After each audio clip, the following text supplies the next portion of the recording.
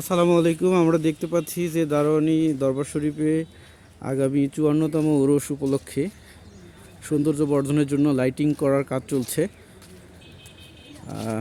সবাই নিরলস পরিশ্রম করে কাজ করছে।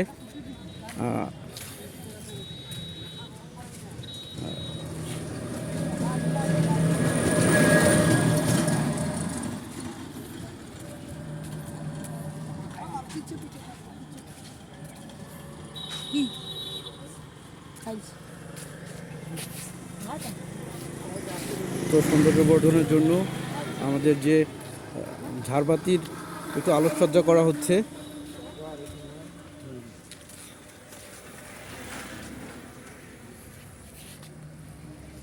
আমরা দেখতে পাচ্ছি অত দরবার শরীফের হাফিজিয়া মাদ্রাসার ছাত্ররা নিরলস পরিশ্রম করে যাচ্ছে।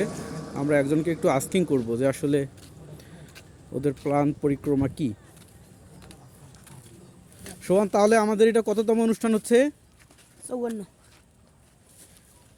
এদিকে কততম অনুষ্ঠান হচ্ছে আমাদের? 54তম অনুষ্ঠান। না, 46 ছিল আমাদের বাবা হুজুরের। না, বাবা হুজুরের না, ওটা ছিল 22তম।